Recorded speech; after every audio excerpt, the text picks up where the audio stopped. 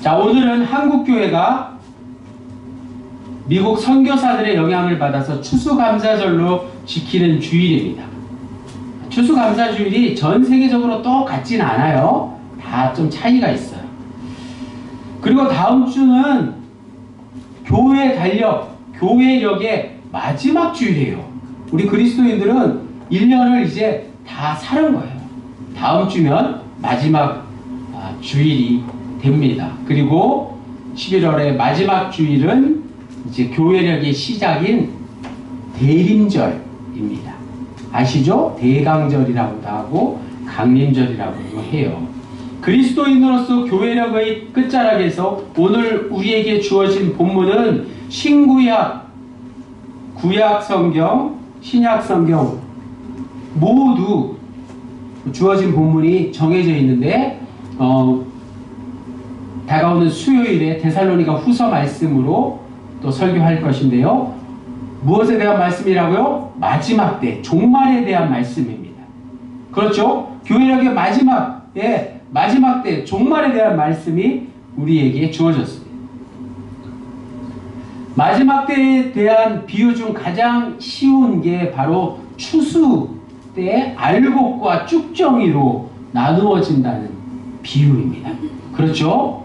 착하게 산 사람, 믿음이 좋은 사람은 알곡에 비유되고, 그렇지 못하면 쭉정이가 되어서 다 태워지고 바람에 날아가 버리고 사라지는 그런 인생과 같다는 비유의 말씀입니다.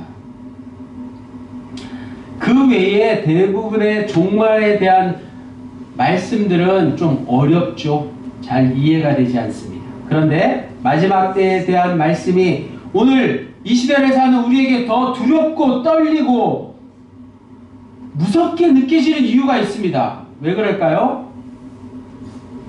지금의 세상을 그대로 드러내는 것 같기 때문입니다. 무슨 말인가요? 말세가 우리 앞에 닥쳐온 것 같은 느낌이 들기 때문이라는 거예요. 요즘 TV 뉴스를 보십시오. 민족과 민족이, 나라와 나라가 서로를 치고 싸우고 있지 않습니까? 그런 일들이 끊이질 않고 있잖아요. 인류의 종말이 찾아올 것 같은 그런 생각이 가끔 듭니다. 또 인간의 힘으로 어찌할 수 없는 지진과 기근과 전염병과 또 이단 사이비들의 횡포가 날이 갈수록 심각한 지경이지 않습니까? 이런 말씀들이 성경의 종말에 대한 비유로 이미 오래전부터 우리에게 전해주고 있습니다. 우리나라의 역사에 나라를 잃고 일본 제국주의에 침략당한 시기를 한번 생각해 보십시오. 얼마나 힘들고 어려운 시기였습니까? 또 강대국들의 이권 다툼에 의해서 일어난 6.25 전쟁의 모습이 얼마나 끔찍했습니까? 마찬가지 오늘 본문의 배경이 되는 이스라엘 백성들에게는 자신을 하나님의 백성이라고, 하나님이 선택한 백성이라고, 선민이라고 생각했는데 가장 잊지 못할 충격적인 사건을 경험한 때였습니다. 사실 오늘 우리의 두 손에 들린 구약과 신약 성서의 대부분, 특별히 구약 대부분의 말씀들이 바로 그 충격적인 사건을 겪고 난 이후 얻은 깨달음의 결과라고까지 말씀드릴 수 있습니다. 그 충격적인 사건이 무엇이죠? 충격에 빠진 유대 백성들을 향해서 오늘 이사야 선지자가 어떤 설교를 하는지 다음 기회에 귀를 기울여 보겠습니다. 17절 말씀에 보라, 내가 새 하늘과 새 땅을 창조하리니 이전 것은 기억되거나 마음에 생각나지 아니할 것이라. 사람을 비롯해서 지구에 살고 있는 모든 생명체들은 하늘 아래 그리고 땅 위에 붙어서 삽니다. 여기서 예외인 것은 거의 없습니다. 물론 바닷속에 사는 생물체도 있긴 하지만 바다도 땅 위에 있다고 하늘 아래에 있다고 볼 수 있겠죠. 그것이 생명이 살아갈 수 있는 전제 조건입니다. 하늘, 땅 없이 살아가는 생명체가 어디 있습니까? 고대인들은 현대 과학을 몰랐음에도 불구하고 하늘과 땅이 사람을 비롯해서 모든 생명체의 절대적인 근원이라고 생각했던 것입니다. 이사야 선지자는 그 하늘과 땅을 하나님이 어떻게 하신다고요? 새롭게 창조하신다고 오늘 17절 말씀에 선포했습니다. 새 하늘과 새 땅이 하나님에 의해서 새롭게 창조될 것이다 라는 말씀으로 시작합니다. 당시 유대인들의 머릿속에는 이미 말씀드린 대로 바벨론 포로 시절이 각인되어 있었습니다. 바벨론 포로기가 이스라엘 백성들에게 가장 큰 충격적인 사건이었습니다. 하나님을 믿던 이스라엘이 바벨론 제국에 의해서 기원전 587년 완전히 망하고 식민 통치를 받았을 뿐만 아니라 대다수의 사회 지도층과 젊은이들이 바벨론의 포로로 잡혀갔던 것입니다. 유대는 지도상에서 사라진 나라가 되어버렸습니다. 더 이상 내려갈 곳이 없을 정도로 깊은 나락에 떨어지고 만 것입니다. 이럴 때 모든 사람들이 절망할 수밖에 없습니다. 자신들이 믿었던 신, 하나님, 여호와가 자기를 버렸다고 생각하지 않겠습니까? 하나님은 자신들을 지켜줄 수 있는 존재가 아니라고 생각하게 되었습니다. 또한 하나님이 자신들을 버렸다는 생각도 들었습니다. 바로 그때 이사야가 등장해서 하나님이 유대 백성을 버린 것도 아니고 하나님이 무능력한 존재도 아니라는 사실을 선포했습니다. 이 말씀을 무조건 선포한다고 해서 모든 사람들이 다 받아들이지는 않았을 것입니다. 이 말씀에 대한 충분한 근거가 있어야만 했습니다. 이사야는 그 근거를, 새 하늘과 새 땅을 새롭게 창조하신다는 근거를 창세기 말씀을 통해서 말씀하고 있는 것이죠. 창세기 1장 3절에 하나님이 이르시되 빛이 있으라 하시니 빛이 있었고, 즉 빛이여 존재하라는 창세기 말씀이 바로 그것을 가리킵니다. 하나님은 절대적인 능력으로 하늘과 땅과 그 안에 모든 것을 무로부터 유로 창조하셨다는 사실을 잊지 말라는 것입니다. 그런 신앙의 전통이 유대 백성들에게 이사야에게까지 이어져 내려왔던 것을 다시 한번 말씀하고 있는 것입니다. 우리가 사는 이 세상에는 아무리 살아보려고 애를 써도 인생이 저 나락으로 떨어지는 경우를 경험하는 분들이 있습니다. 이럴 때는 하나님이 없는 게 아닌가 라고 생각하게 됩니다. 바로 그때 우리가 기억해야 할 것이 무엇이라고요? 우리에게 필요한 믿음은, 우리에게 요구되는 신앙은 하나님이 이 세상을 창조하셨다는 사실을 다시 한번 기억하는 것입니다. 창조신앙이 구약과 신약의 핵심입니다. 사도신경에도 그런 전통을 이어받아서 나는 전능하신 아버지 하나님 천지의 창조주를 믿습니다로 시작하고 우리가 매주일 고백하는 구세군 교림은 제2조도 그렇습니다.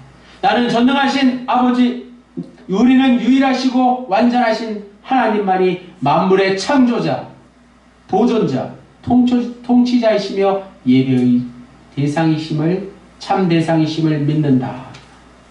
와 같은 신앙 고백입니다. 구약 성서에 나오는 인물들 중에서 이유를 알 수 없는 재앙을 만나 주위 모든 사람들에게 조롱받고 스스로 낙심 가운데 떨어졌던 욥이라는 인물이 이제 삶의 고통 가운데서 빠져나올 수 있었던 근거를 이렇게 고백합니다. 욥기서 42장 5절에 내가 주께 대하여 귀로 듣기만 하였사오나 이제는 눈으로 주를 배움나이다. 욥이 이렇게 고백할 수 있었던 근거는 바로 하나님이 세상을 창조하셨다는 사실을 새롭게 깨달았기 때문입니다. 창조의 신비를 알게 되니 자신의 저주스러운 운명 가운데서도 하나님을 향한 희망과 믿음을 회복할 수 있었다는 것입니다. 하지만 우리가 이런 창조신앙을 우리의 삶 가운데서 실질적으로 깨닫고 유지하기는 힘이 듭니다. 기껏해야 늘 부르는 찬송을 반복하며 참 아름다워라 주님의 세계는 라고 고백할 뿐입니다. 자연의 아름다움에 도취되어서 하나님을 찬양하는 것에 머무르지 말고 더 본질적이고 더 근원적인 창조 신앙 속으로 들어갈 수 있어야 합니다. 그것이 바로 오늘 본문 말씀에 나오는 새하늘과 새 땅에 대한 말씀입니다. 이사야 65장 17절 후반부를 다시 한번 집중해서 보십시오. 이전 것은 기억되거나 마음에 생각나지 아니할 것이라고 했습니다. 하나님이 창조하신 세계를 바라보며 또 하나님이 새하늘과 새 땅을 새롭게 창조하실 것이라는 사실을 믿음으로 고백하면 그 이전의 세계가 하나도 기억나지 않는다는 사실입니다. 이전의 모든 고통, 이전의 모든 슬픔 다 기억나지 않게 된다는 사실입니다. 하나님이 새롭게 창조하실 세계에서는 그 이전의 세계가 하나도 기억나지 않는다는 사실입니다. 전혀 새로운 세상이라는 뜻입니다. 처음 창조는 지금 우리가 경험하는, 우리가 살아가는 세계입니다. 이런 세상에 살고 있는 우리는 혹시나 우리가 존재했을지 모를 그 이전 세계를 기억하거나 생각할 수 없습니다. 창조 이전의 무에 대해서 아는 사람은 아무도 없습니다. 하나님이 새롭게 창조할 세계에서는 지금 우리의 삶이 전혀 기억나지 않는다는 사실입니다. 가장 좋은 예가 엄마 뱃속에 있던 태아의 존재입니다. 인간의 출생을 보면 이 사실을 공감할 수 있습니다. 우리 모두는 다 어머니 뱃속에서 10달 가까이 지내다가 세상으로 나와 살아가고 있지 않습니까? 그러나 어머니 뱃속에 있던 시절을 기억하시는 분이 계신가요? 영찬이 엄마 뱃속에 있었을 때 생각나니? 세상 밖으로 나오면 기억나지 않는 것입니다. 태아로 살던 순간을 기억하는 사람은 아무도 없습니다. 자궁의 세계로부터 나온 건 우리 모두가 다 아는 사실이지만 그것을 거슬러서 자궁 속으로 들어갈 수는 없지 않습니까? 하나님의 새로운 창조 세계는 지금의 삶이 연장되는 게 아니라 질적으로 완전히 다른 새로운 세계를 경험하게 되는 것입니다. 이것이 바로 기독교의 가장 핵심인 부활입니다. 그래서 우리는 모두 다 부활할 것을 믿습니다. 이사야는 하나님의 새로운 창조 이야기를 25절에 오늘 말씀 마지막 금주의 요절에 이렇게 외칩니다. 다 함께 이사야 65장 25절을 한 번 더 읽겠습니다. 시작. 이리와 어린 양이 함께 먹을 것이며 사자가 소처럼 짚을 먹을 것이며 뱀은 흙을 양식으로 삼을 것이니 나의 성산에서는 해함도 없겠고 상함도 없으리라 여호와께서 말씀하십니다. 아멘. 요즘 해가 짧아져서 제가 한 7시, 8시쯤에 우리 뚱이 산책을 나가는데 동네 한 바퀴 이렇게 잠깐 한 10분 정도, 20분 정도 산책을 하는데 너무 어두운 거예요. 그래서 우리 밑에 집에 조문영 군님 댁에 있는 곰이도 한번 산책을 시켜봤어요. 그 큰 놈이 얼마나 산책하는 걸 좋아하는지 제가 가면 막 좋아서 어쩔 줄을 몰라요. 처음에는 저도 곰이가 혹시 저한테 달라들지 않을까, 또 힘이 너무 세서 도망가지 않을까 좀 걱정을 했습니다. 그런데 한 번, 두 번, 그리고 영찬이 영일이랑 또 같이 곰이를 데리고 또 뚱이와 함께 마을 산책을 하는 게 얼마나 즐거운 일인지 모르겠어요. 영찬아, 그렇지? 그 큰 짐승을 처음에는 겁이 나서 이렇게 같이 놀아주지 못했어요. 그런데 이제는 저를 보면 아주 그냥 좋아하고 얼마나 그 산책하는 게 기쁜 일인지 모르겠어요. 오늘 25절 말씀을 읽다가 문득 생각이 났습니다. 이 일이 아시잖아요. 늑대하고 어린 양이, 순한 양이 함께 먹을 것을 나누는 세상 말입니다. 이사야가 꿈꾸던 새하늘과 새 땅의 모습입니다. 이 내용이 이사야 11장 6절에서 9절까지는 더 자세하게 나옵니다. 그때 이리가 어린 양과 함께 살며 표범이 어린 염소와 함께 누우며 송아지와 어린 사자와 살찐 짐승이 함께 있어 어린 아이에게 끌리며 암소와 곰이 함께 먹으며 그것들의 새끼가 함께 엎드리며 사자가 소처럼 풀을 먹을 것이며 젖먹는 아이가 독사의 구멍에서 장난하며 젖된 어린아이가 독사의 물에 손을 넣을 것이라. 내 거룩한 산 모든 곳에서 해됨도 없고 상함도 없을 것이니 이는 물이 바다를 덮음같이 여호와를 아는 지식이 세상에 충만할 것임이니라. 이미 이사야 선지자는 그 전부터 새하늘과 새 땅을 꿈꿔왔습니다. 우리 모두가 꿈꾸지만 결코 이루기에는 뭔가 내 힘으로는 부족해 보이는 것 같습니다. 하지만 우리는 그 꿈을 멈추지 말아야 할 것입니다. 절대 평화가 보장된 세상 말입니다. 도저히 함께할 수 없는 이들이 아무런 거리낌 없이 적대감 없이 살아가는 세상 말입니다.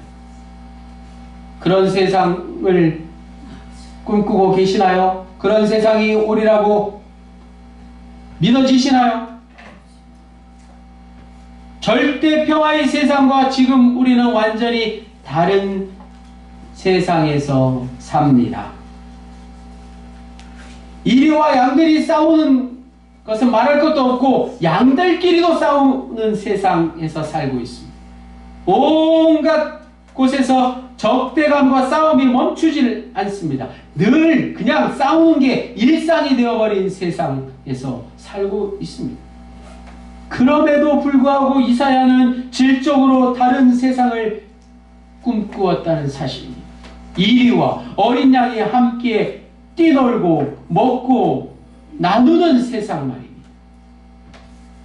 실제로 이런 일이 이루어진 증거가 있습니다. 미국의 유명한 인권운동가 마틴 루터 킹 목사는 39의 짧은 생에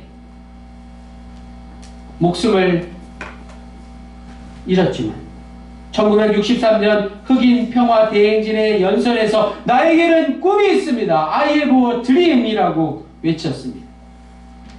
언젠가 나의 어린 4명의 아이들도 피부색이 아니라 그들의 인격으로 판단되는 나라에서 살게 될 것이라는 꿈입니다. 이 꿈이 실제로 이루어지지 않았습니까?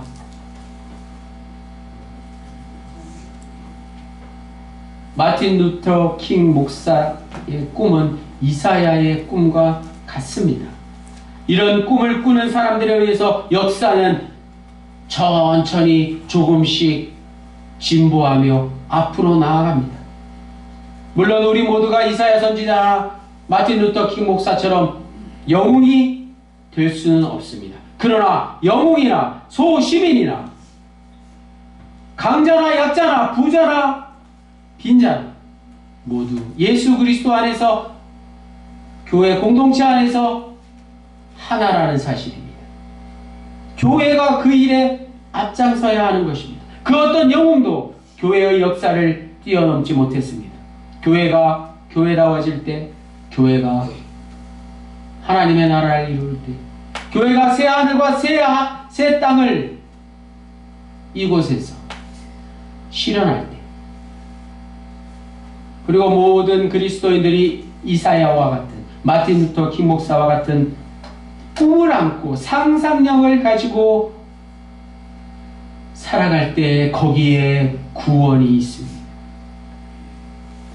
그 공동체에 참여하는 모든 사람들은 다 같은 꿈을 가슴에 안고 살게 됩니다. 사랑하는 동암영문의 군우님들, 우리는 다시 오실 예수 그리스도를 기다리는 재림 공동체입니다. 재림은 질적으로 다른 새로운 창조를 뜻합니다. 예수님이 다시 오신다는 것은 완전히 새로운 세계가 우리에게 펼쳐진다는 사실입니다. 지금 이 세상에서의 우리의 삶은 갓난아기 시절 엄마 뱃속에 있던 시간의 반복인지 모릅니다. 바벨론 포로기 절망 중에 있던 유대인 백성들에게 새하늘과 새 땅이라는 거룩한 꿈을 담대히 선포한 이사야 선지자처럼, 그리고 로마 제국의 박해 속에서 외딴 섬에서 쓸쓸히 죽음을 기다리던 예수님의 사랑하는 제자 사도 요한처럼 새하늘과 새 땅을 우리도 누릴 수 있기를 원합니다. 사도 요한은 계시록 21장 1절에 또 내가 새하늘과 새 땅을 보니 처음 하늘과 처음 땅이 없어졌고 바다도 다시 있지 않더라. 그리고 4절 말씀에 모든 눈물을 그 눈에서 닦아주시니 다시는 사망이 없고 애통하는 것이나 고독하는 것이나 아픈 것이 다시 있지 아니하리니 처음 것들이 다 지나갔음이러라. 사도 요한이 이사야 선지자의 말씀과 똑같은 말씀을 반복했습니다. 마찬가지 아무리 힘들고 소망이 사라진 것 같은 오늘 이 시대에도 새하늘과 새 땅을 꿈꾸는 자들에게는 가난한 자에게 복이 있다는 예수님의 말씀이 진정한 축복이 될 것입니다. 새하늘과 새 땅은 지금 우리가 꿈꾸는 하나님 나라입니다. 새 하늘과 새 땅을, 하나님의 나라를, 천국을 미리 앞당겨서 이 땅에서 누리시며 남은 생을 살아가시기를 주님의 이름으로 간절히 축원합니다. 기도드리시겠습니다. 주님, 추수감사주의를 맞이하여 덕암여문의 모든 그루들이 하나 되어 하나님께 감사와 찬송과 영광을 올려드립니다. 덕암여문의 모든 그루들이 지금 바로 이곳에서, 이 덕암여문에서 하나님이 창조하신 모든 만물들을 새롭게 볼 수 있도록 도와주십시오. 그리하여 우리가 사는 세상과는 질적으로 다른 새로운 창조를 꿈꿀 수 있게 해 주십시오. 이사야의 거룩한 상상처럼 오늘 우리도 새 하늘과 새 땅을 덕암영문 공동체를 통해 경험하고, 더 나아가서 우리가 속해 있는 지역사회 속에 전파하며 남은 생을 살 수 있도록 축복해 주십시오. 모든 말씀 예수 그리스도의 이름으로 기도드립니다.